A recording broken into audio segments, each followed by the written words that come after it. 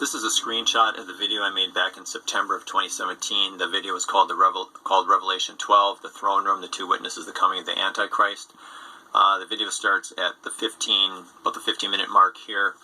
What you see here is an article that a lot of the information comes from. It was written by Daniel Matson of watchfortheday.org. So if you'd like to go and read the whole article, because I'm going to go through it really quickly, you can go to his website and look that up. I'm at his website now, and we're at the article called The Oracle in Stone. And it's a really big article, and I just want to cover a few things here. I'll show you here. Talks about the Christ angle. This is for people, if you want to go and look at this and get into more detail on this, it's a really good article. Basically, the Christ angle here is 26 degrees, 18 minutes. It's one of the shafts in the pyramid. I'll get to that in a little bit. But if you place that angle and you go straight east from the base of the pyramid, it points to Bethlehem. And so that's why it's called the Christ angle. What's interesting here, on September 20th, 3 days before the Revelation 12 sign, Venus and Regulus are in conjunction. They're basically right on top of each other. On that particular day, they're at the Christ angle, and at the same time at the Christ angle, if you go to what's called the prime meridian, I'll talk about that a little bit, and I'll show what that is. If you go vertical, from there you have this star in the belt of Orion. It's called El Nitka. The wounded one is at the meridian. And so these are all interesting things. There's a whole bunch of other stuff that I don't have time to cover. Here's the angle they're talking about here. The Christ angle is this shaft here, and there's a whole ton of things you can read and learn about that if you want. But that's basically, it's a lot more than I want to cover in this video, so I'm going to jump now to the next slide here.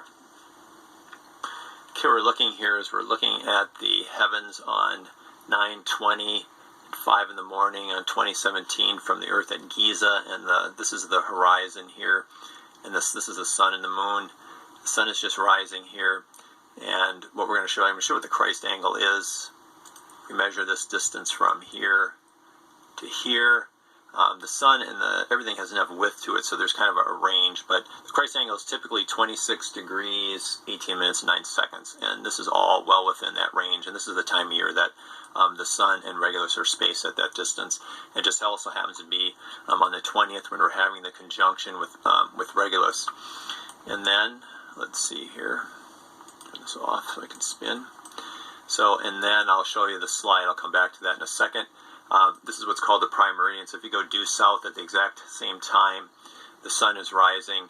It's passing through the star here. It's called El Nitka, the wounded one, and that's at meridian. And there's a whole story between. This is also this is like the good shepherd too, and he's slaying the lion. The lion represents Satan here. There's a whole story behind all that stuff too. But again, in this video, I'm not going to have time to cover that.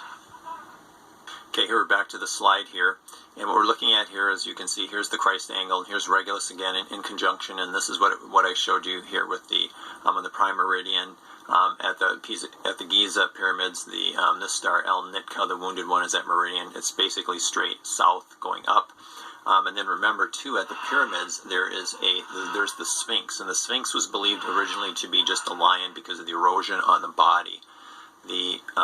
The body has much more erosion than the head of the woman does. And so it was originally believed that it was a lion. And so at the pyramids, we have a lion looking to the east, and Leo, during this period of time, rises directly in the east.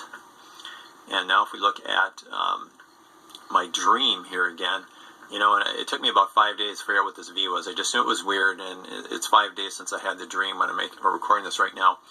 And I remember seeing, the race just kind of snaked all over Timbuktu in here, and then I got lost in here, and then I found a sign, and this showed me where this is as you're here, and then the race goes down, up, and finish.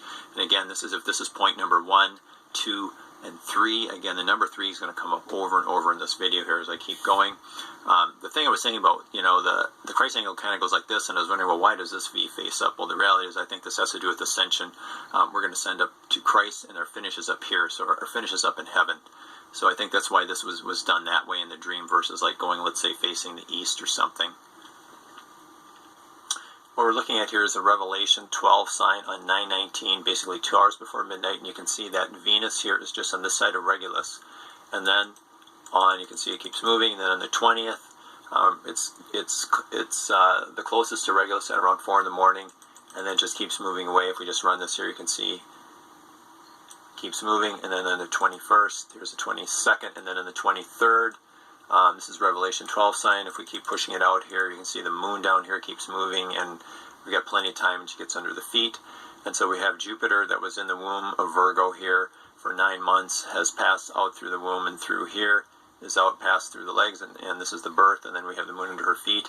And then Leo consists of 9 stars, and then you've got Venus, Mars, and Mercury making up the 12 stars for the crown. What we're looking at here is we're looking at the conjunction between Venus and Regulus, and this is what I believe is the sign of the return of Jesus Christ to come and get his bride. And that's basically based on what we see here. Let's go to the next slide. What we see here, this is what the heavens look like at the time of Christ's birth. We had a conjunction between Jupiter and Regulus. This occurred on September 11th, 3 BC. Some people believe this is the day that Christ was born. Others believe he was born later on Tabernacles, because the theme of Tabernacles is Christ dwelling among us. Really don't know for sure. And just like the sign here that is going to appear on October 3rd, we don't know if this is the day that Christ will come for his bride to take her home, or if it's sometime, let's say, in the next 2 months. But we're using the Star of Bethlehem kind of as a template to kind of show us, what's coming in the very near future. Now I'm going to talk again about the number 3. Jesus rose after 3 days. It's been 3 years since the Revelation 12 sign. In a Jewish wedding, the bride will circle the groom 3 times before they enter the wedding chamber. 3 days before the Revelation 12 sign, we see the Venus-Regulus conjunction in Leo, and we see it at the Christ angle at sunrise. Remember, the Revelation 12 sign is about the rapture of the church. Now I'm going to show you a particular dream this individual had, and in this dream, on September 30th, it's important, 3 days before October 3rd, and October 3rd is the date that we see the Venus-Regulus conjunction, which I believe is the sign of his soon return. In this dream, on that date of September 30th, 1,000 shofars are blown, and Jesus says, "For I am coming soon."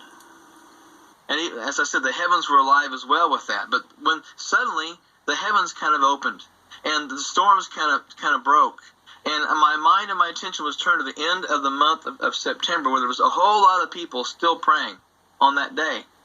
And the heavens opened, and I saw the Lord, and he was standing there with angels. And he said very clearly, "Arise, my bride. Arise, my bride, and prepare to pray. Arise, my bride, and prepare for battle." And lastly, he said, arise, my bride, and prepare to see my face."